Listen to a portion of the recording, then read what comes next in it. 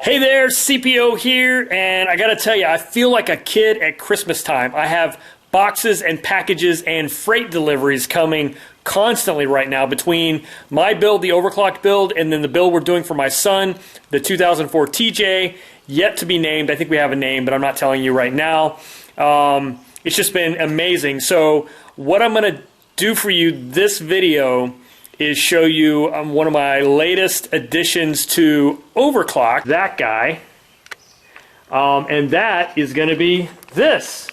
This is the Poison Spyder body mount tire carrier that I just got today. Showed up in a humongous box, which is pretty awesome. It was a big box, and it comes with this little box full of accessories, but I picked this up from Extreme Terrain, one of my favorite places because they're so close and their support is amazing. But anyway, this thing comes unfinished, bare steel, and I'm going to paint it and install it, and I'll do that for you guys on video. I do want to show you, it comes with a really cool sort of hardware package. Everything is very well laid out. It does come with a license plate delete cover. I already have one of those, but that's cool. Some more of the hardware. The rubber piece for the tire mounting. There's some bracketry, which I'll also have to clean and paint.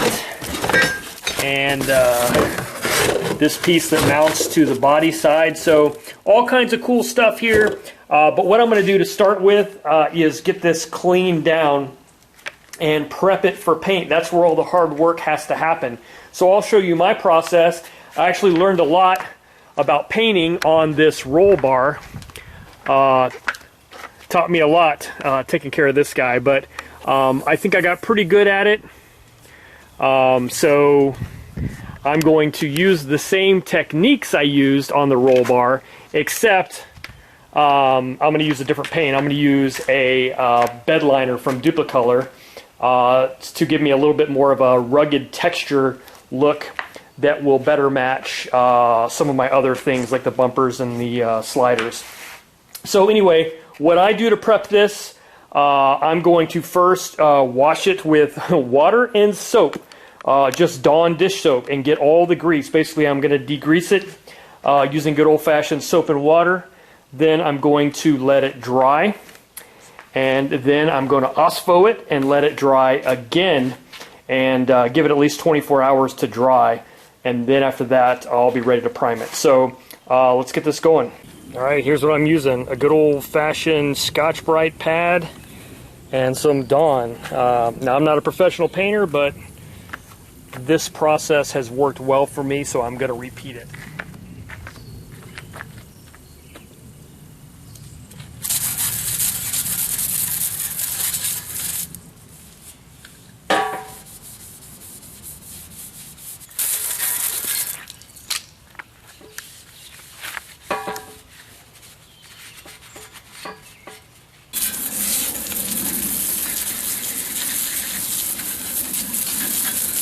Alright, now that I have this degreased, it's still wet. What I'm going to do is blow it off to get the water off so it doesn't instantly surface rust, and then to get it dried out before I apply the OSPO.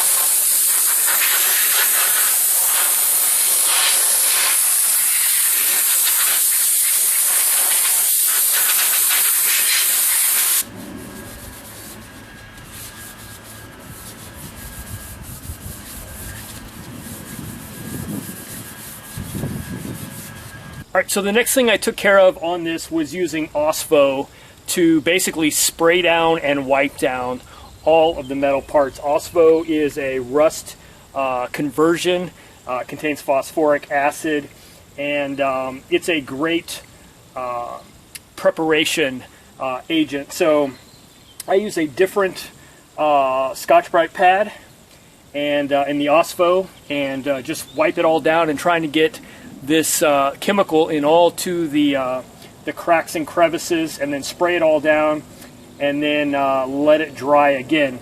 Now, with this stuff, I highly recommend use a mask. This is a P100 mask, which protects against 100% of the airborne chemicals, including acids.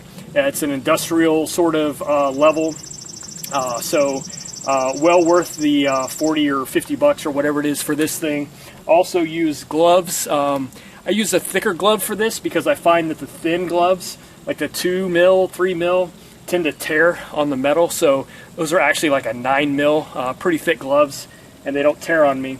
And I just wipe it all down. Now I dry it first because I find that because OSFO is water-based and water-soluble, it doesn't work as well if you start out with a wet product. So I dried it first and then put a fresh wet coat of OSFO, let it re-dry, and then I'll rinse it again and then let it dry for 24 hours.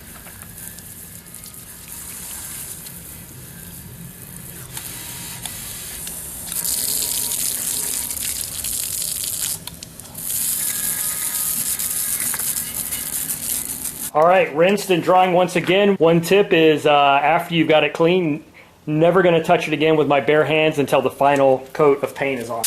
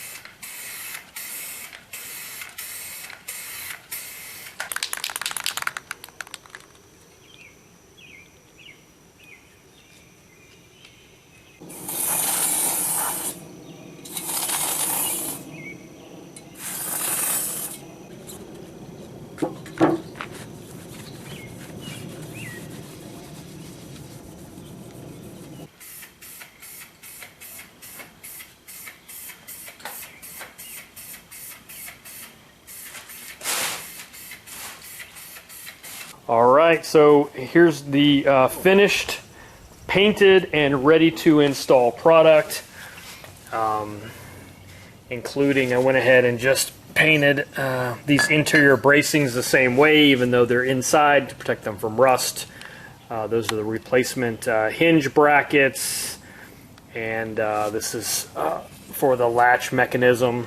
I did use the green Eastwood internal frame coating for this, not specifically for any other reason other than I had the frame coating, and it made for a great way to make sure the inside of this was protected, because it's kind of hard to get, you know, rattle can up in there. I would have figured it out anyway, but since I had the frame coating, why the heck not? And then there's this guy. Worked out okay. I had to retouch up a couple of spots. Wasn't too happy with that, but that's the downside of doing this in the garage, where it's going to come into contact with other stuff. And but that's why I chose this bed liner spray, because it's fairly easy to touch up and blend well. So anyway, now the next step is to get it onto the Jeep, and that's going to require me not only getting rid of the tire carrier I have back here, but also the bumper, because this is a combined unit. And so why am I going with the body mount tire carrier as opposed to this one I had? This is the Barricade rear bumper tire carrier assembly, and you know, I've had it for almost 2 years, somewhere between 1.5 years and 2 years, and it's been through a lot, but it's a little, I don't know, a little shaky, a little rattly. So it's just time for me to move on to something, especially going to a bigger tire. But the other real reason is I wanted a tire carrier that wasn't married to a bumper, so I could change bumpers whenever I want without having to change tire carriers, which this is a combo. The other thing is I didn't want a tire carrier that relied on using the tailgate for support. So the body mount tire carrier gets it off the tailgate entirely in case I take a hit on the trail. I should be able to not impact my tailgate sheet metal there. So anyway, and the last thing, which is super important, is I need a place to mount stuff. And of course this has lots of places to mount things, both from bracketry but also tubing. So I'm looking forward to accessorizing. You know, I've got a high lift jack that's in the Jeep, but you know, I've got a Rotopax I could probably put out there. I have these brackets for my land anchor. I have a mounting system for the treads, traction boards, so I can get all of that probably on the back of the Jeep when I'm out wheeling. But anyway, let's start by getting rid of this thing, and then I'll start the install on that. So if you have a bumper that doesn't have this tire carrier, or you cut all that stuff off, then you'll be ready to go. But I've got to do a little bit more work to get started here.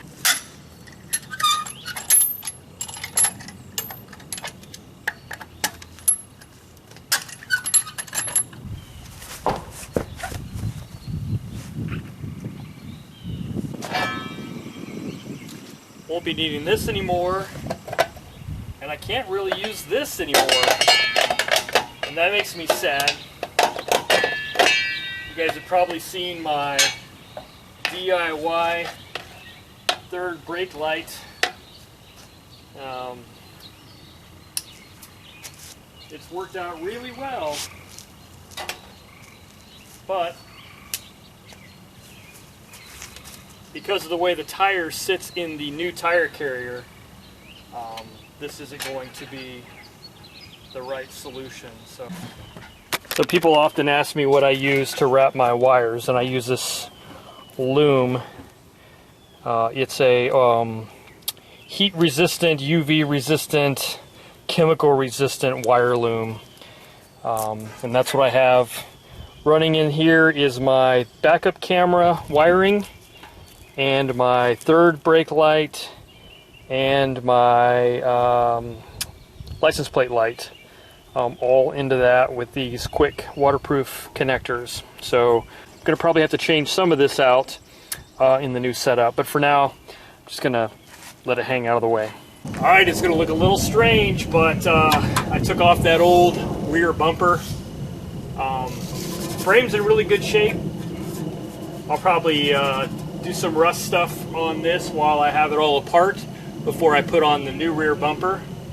I can see here where I had some places that were rubbing through, and then the old bumper is back over there by CJ's Jeep.